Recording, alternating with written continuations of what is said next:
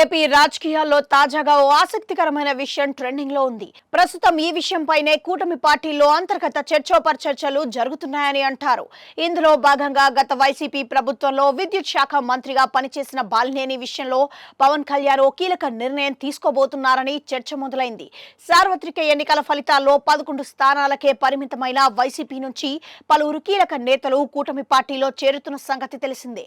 అలా చేరిన వారిలో బాలినేని ఒకరు. అయితే ఈయన చేరిక వెనుక ఓ ప్రామిస్ దాగి ఉందని అంటారు. ఈ క్రమంలో వైసీపీ నుంచి జనసేనలో చేరే సమయంలో పవన్ నుంచి బాలినేని శ్రీనివాస్ కు ఓ హామీ దక్కిందని, అది అమలు పరచాల్సిన సమయం ఆసన్నమైందని అంటున్నారు. ఇందులో భాగంగా బాలినేనికి ఎమ్మెల్సీ పదవితో పాటుగా ప్రభుత్వంలో కీలక బాధ్యతలు అప్పగిస్తామని పవన్ హామీ ఇచ్చారని అంటున్నారు. ఇప్పుడు దానికి టైం వచ్చిందని చెబుతున్నారు. అయితే బాలినేని జనసేనలోకి వచ్చిన సమయం నుంచి ఒంగోలు టీడీపీ నేతలు కారాలు మీరియాలు నూరుతున్న సంగతి తెలిసిందే. నాడు వైసీపీలో ఉన్న సమయంలో బాలినేని చేసిన పనులకు సమాధానం చెప్పే వరకు వదిలే ప్రసక్తే లేదని స్థానిక టీడీపీ నేతలు బహిరంగంగానే చెబుతున్న పరిస్థితి.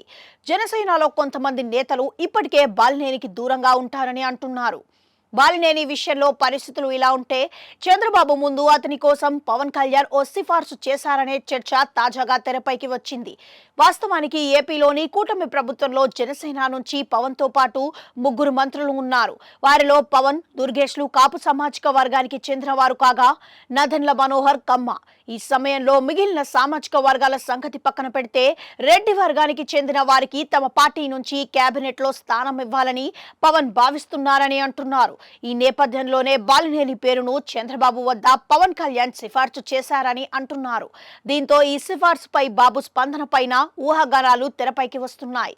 వాస్తవానికి బాలినేని శ్రీనివాస్ కు మంత్రి పదవి ఇస్తే ప్రకాశం జిల్లాలోని టీడీపీ నేతలు తీవ్ర నిరసన వ్యక్తం చేసే అవకాశం ఉందని అంటున్నారు.